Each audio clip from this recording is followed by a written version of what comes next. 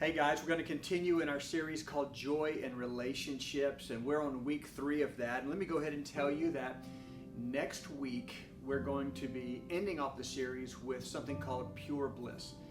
I'm wondering if you really believe that in your relationship you can have pure bliss. We hear that term used for marriage often, but sometimes we're not sure we can actually get there, because we think that pure bliss means that everything's perfect, but that's not what it means. So make sure that you watch next week, and we can hopefully continue to grow together. Today, however, we're going to talk about keeping score. We're going to start in Philippians chapter 2, verse 3 and following. We've been doing this each week, and we'll probably do it again next week, because I believe this passage is so important for every marriage. I believe that if every marriage implemented this scripture into their relationship, they would find that how they conduct their household, how they communicate, everything would be so much different. So let's look at this. When we look here, it says in verse 3, do nothing out of selfish ambition or vain conceit. Notice that first of all, that selfish ambition. Because so often we come at relationships trying to find out, what can I get out of this relationship? Paul tells us something different. He says, don't do anything out of selfish ambition or vain conceit. He says, rather in humility, value others above yourselves. So notice what he's doing here. He's saying that humility is the factor that we should be going for. He goes on in verse 4 and he says, not looking to your own interest. Don't be thinking about yourself. Be thinking about the people around you. He says, but each of you to the interests of others. We said it last week that very seldom do we get up in the morning and say, I wonder how I can look after the interest of my spouse today. I wonder how I can be a blessing to them and serve them today. That's usually not the way it is. Usually, we're looking out after our own interest. Verse 5 says, in your relationships with one another, have the same mindset as Christ Jesus, and then he describes what that is, who being in very nature God, did not consider equality with God something to be used to his own advantage. So again, Jesus could have said, I am God, therefore you're going to do all of these things. But instead, Jesus came at it from a humble approach. In verse 7, he says, rather, he made himself nothing. He became nothing by taking the very nature of a servant. What a term for the creator of the universe, the Messiah. He came not as a conquering king that first time. He came as a servant. Being made in human likeness. Jesus came made in that human likeness. You know, we tend to take our spouse for granted way too often, and it creates a frustration there. And what Paul is saying is that we should model Christ with the humility. Matter of fact, in verse 8, he goes on and he says, and being found in appearance as a man, he humbled himself. Christ humbled himself by becoming obedient to death, even death on a cross. You know, on the first week of this series, and we mentioned it again last week, and I'll do it again today, we all tend to come to a relationship with hopes and dreams. We have things that we hope and dream that the person we marry will fulfill in our lives. We say, can you do this for me? Maybe not verbally we say it, but we kind of come with expectations, and to that person it feels like expectations. They have a difficult time being able to meet those expectations. We're disappointed in them. They're disappointed in themselves, and then the process is also reversed. And when that happens, what was meant to be enjoyable in marriage, the relationship together, it actually begins to become transactional. And so what happens is really we begin to negotiate in marriage. And when you begin to negotiate, here's what happens. The best negotiator wins.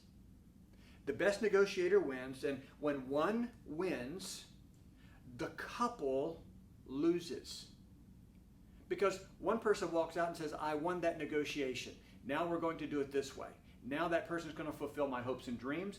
They begin to live life again. That person does not, because they cannot fulfill their hopes and dreams. Now the person who negotiated the win is disappointed in them, and the person who lost in the negotiation is disappointed in themselves, just as we said a minute ago, and this creates an angst inside of our hearts. You know, we talked about that hopes and dreams box that we put in there, cars and houses and different things, but the truth is there are intangibles in our boxes of hopes and dreams that many times are much more powerful than the physical things. You know, when you think about it, men primarily in their hopes and dreams, primarily men are looking for respect. I'm not saying women don't want respect. That's not the issue. What I'm saying is that men, that is a key thing for them. They want to know that their spouse respects them. They want to know that their spouse admires them. Women more often want to be cherished. They want to be protected. And you can continue to take different adjectives and put it with each gender. And I understand there's always crossover, but the issue becomes these are things that are very powerful, and when those things aren't met, people begin to respond in different ways. Sometimes they say, well, you know what, I'm just going to keep myself busy and keep my mind off of it. But at some point you slow down and you're faced with it again anyway. Some people say, well, I'm just going to ignore it. I'm just going to pretend that it's not there. And then that creates more disappointment because it feels like everything is just kind of an Arctic cold in the house. Some people say, you know what, I'm going to go and find someone else. The problem with that is what I heard one leader say. He says, the problem with that is wherever you go, you are there. In other words, you go with whatever part of the problem you had in the first relationship and you take it to the second relationship. And way too often this is happening among relationships. People go and they find someone else. And when they do, there's that newness and the excitement of it all, but at some point reality hits and we realize that we have some of the same issues that we fought in the beginning. Now, as we continue, I want to look at what Peter said in 1 Peter chapter 5, verse 5, because I think, again, this is really important. He says, in the same way, you who are younger, submit yourselves to your elders. So he starts out by saying, hey, let me talk to you who are younger. Make sure that you're submitting yourself to your elders. In other words, show respect there. Then he says, but to all of you, now this is to everybody, clothe yourselves with humility towards one another. He says, put on like a cloak, put humility around you. Do you notice how many times and how many different scriptures the Bible tells us to live in relationship with humility like Christ did? He goes on in verse 5 and tells us, because God opposes the proud, but shows favor to the humble. Notice this. It doesn't say that he's not liking what the proud people do. It says he is in opposition to a proud person. That when we live with pride in our hearts, God is in opposition to who we are. He says, but shows favor to the humble. I don't know about you, but I want favor on my life. I want favor on my family, favor in my relationships. And so the only way that we're going to get that favor is that we have to push out the pride and embrace humility. He goes on in verse 6 and says, humble yourselves, therefore, under God's mighty hand, that he may lift you up in due time. When we live our lives in humility, God lifts us up. What he really does is he leans into the person who is humble. The Bible tells us that he is near to the brokenhearted. And I know brokenhearted is different from being humble, but brokenheartedness usually leads to a certain level of humility. And that's part of what makes God near to the brokenhearted, is the humility that comes. What if we can embrace humility year round when things are going bad, but when they're also going good? And that God is leaning into our lives and our situations. Now look at what he says in verse 7. Cast all your anxiety on him because he cares for you. I wonder, with all of the issues that we may struggle with in marriage, how many times have we said, I'm going to cast these things onto the Lord. Literally what it means is to throw our anxiety, throw our frustrations, throw our pains on the Lord. There's a place where I know that we deal with marriage issues in so many different ways, but if we don't first run to the Lord in these things, we're making a mistake. Before we do anything else, we should be humbling ourselves before God and then allowing God to work in our relationships. I love what someone said here, and I'm gonna pull something from this morning. But the person started by saying, "Stop praying polite, formal prayers." Now, he wasn't saying don't show respect, and that wasn't the issue. But what he was getting at was to say that, listen, there needs to be a time that we pray with passion, that we're not just kind of easing into a prayer, but we come to God and say, God, this is really what I'm thinking. This is the pain I'm going through, that we are as honest as we can be with God. In order to illustrate this, Psalm 55 says in verse 12, if an enemy were insulting me, I could endure it. If a foe were rising against me, I could hide. And this is what he points out. And I love how he points this out. He says, this whole thing, he's saying, look, if I'm going through difficulty, if I'm having problem in relationship, if it's an enemy, I get it. If it's a foe, I understand it, and I can get past that. But he says in verse 13, but it is you, a man like myself, my companion, my close friend. Now, I understand the psalmist is talking to another guy, and they were friends. It wasn't a marriage relationship. I understand that. But I would also tell you that, at least in my relationship, and the same as with many of you, my wife Anna is my very best friend. My wife Anna is my companion. And the same way we would feel about a relationship with a friend that's not going well is the same way we would feel about a relationship with our spouse that is souring. The problem is they're your companion, they're your friend. And when there is a coldness in the home, words that are being said under the breath, growing frustrations inside, that's where difficulty begins to come over the entire home. And he says, it's you, it's a man like myself, my companion, my close friend. And then he says this in verse 14. Look at this. With whom I once enjoyed sweet fellowship at the house of God. He says, man, I used to worship with you.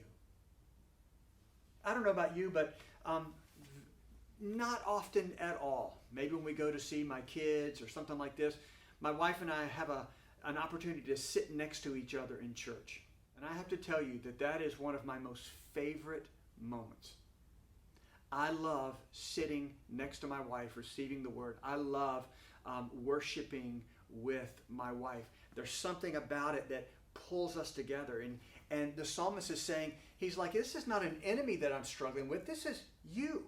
This is my friend. We worshiped together. We were at the house of God together as we walked about amongst the worshipers. So his concern is that he's like, you're someone special. We should not be having this kind of relationship. And then he says this in verse 16. But as for me, I call to the Lord.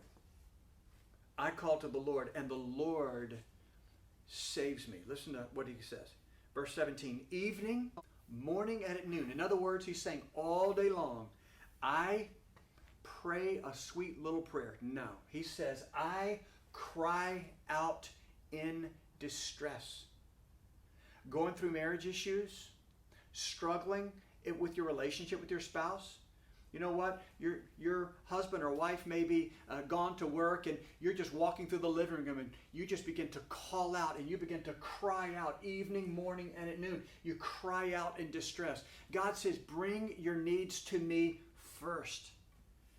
I cry out in distress, and he hears my voice. He rescues me unharmed from the battle waged against me, even though many oppose me. Verse 19, God, who is enthroned from of old, who does not change, he will hear them, and here we go again, and humble them because they have no fear of God. You know what I love about this, and this is what this leader pointed out, that this was a loud, bold prayer. He got alone. And when he got alone, he began to just cry out to the Lord. Sometimes we need to pray with greater boldness about our relationships. In Psalm 55, verse 22, he goes on just a few verses later, and he says, cast your cares. Have you heard that before? We just saw it with Peter. Peter actually took it from right here in Psalm 55.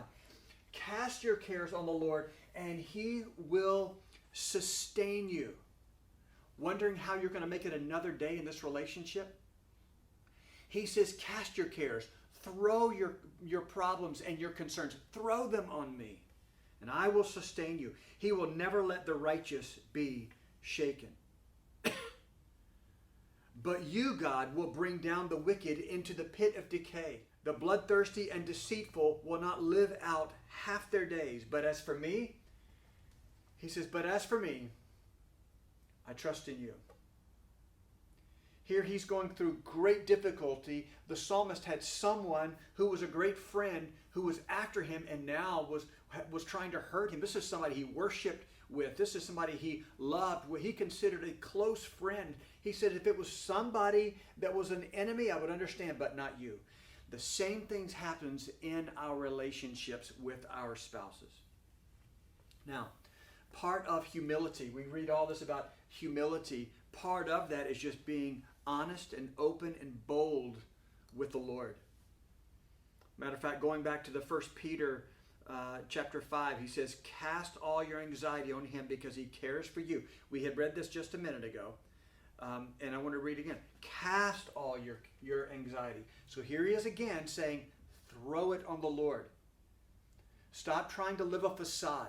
Throw your pains and your burdens on the Lord, including your pains and burdens with your relationships. Why? Because he cares for you. And it's interesting he throws this in here in verse 8. Why is that? Because he says, be on alert and of sober mind. Your enemy, the devil, prowls around like a roaring lion looking for someone to devour. Think about this. He says the reason why you have to throw everything on the Lord and humble yourself is because there is an enemy that wants to destroy our homes. And we need to understand that he wants to take our families out. But when we understand that, it allows us to go and throw our needs onto the Lord like never before. You know what I love about this? Peter, if you think about Peter who wrote this, Peter was one who, man, he made some big mistakes. If you go back and look at the scriptures, he made some really big mistakes, down to denying Jesus 3 times. And yet, Jesus made him the leader of the New Testament church before the Apostle Paul. He actually was the leader of the New Testament church. Why? Because Peter understood this about casting your care on the Lord and crying out to God and calling out to God and repenting and saying, Lord, take my relationship, take this, take that, work in me. And so God says, hey, bring everything to me. Lay everything at my feet. And here's the interesting thing. You know, as we've been talking about casting all our cares on the Lord, what we've been saying in our minds is, yes, I'm going to pray and cast all my cares on the Lord, and God's going to change my spouse. The truth is, when you cast your cares on the Lord and love the Lord, you'll find that God will most often work in you before he works in your spouse. You'll find that you'll begin to see your box differently. As a matter of fact, you may start taking some of the hopes and dreams out of your own box. You may find that some of the hopes and dreams that you have with your spouse are actually the same. You're just coming at it from a different angle. You may discover that some of the things that you had in the hopes and dream box, your spouse, they don't have the capacity to fulfill. But as you draw closer to Christ, you realize it doesn't matter because they bring so many other things to the table. And you'll realize that God has given you exactly not who you want, but who you need. And you'll be thankful. And it'll change your relationship. And when God changes you, then he can change your spouse. So what's the point in all of this? The first week we talked about the importance of putting all your stuff back in your hopes and dream box. Don't put the expectations on them. And then last week we talked about let go of the rope. Matter of fact, we said try to outserve your spouse. See how you could do that. Let go of the rope. But what's the point today? And that is this. Now that you've done those things, call on the Lord with boldness and honesty. After you've done those first two things, call on the Lord with boldness and honesty, and watch how God changes your marriage by changing you. Thank you so much for watching this video and taking the time to implement this into our lives. I think it's going to be something that will genuinely change our families by changing our relationship, by changing us first. So again, thank you so much for watching. And hey, by the way, we're doing something a little special. If you remember, for Valentine's Day, we decided to allow people to send in pictures of times in the past when they were dating, and then up to now when they're married. And we put them in our newsletter. And we had a few people sent them in, but we had so many others say, man, I forgot. I really wish I could have submitted those. And I know we're past Valentine's, but we're still in our relationship month, and we're in Valentine's month. And so we thought, let's just go ahead and do it through this series. So make sure that you email in your pictures of something, maybe when you're dating, or maybe your wedding day when you're married, and then also something for today. We're going to add those to the newsletter, and we can just kind of scroll through and see different people in our church. It's always fun to do that. And God bless you, and I hope to see you very soon.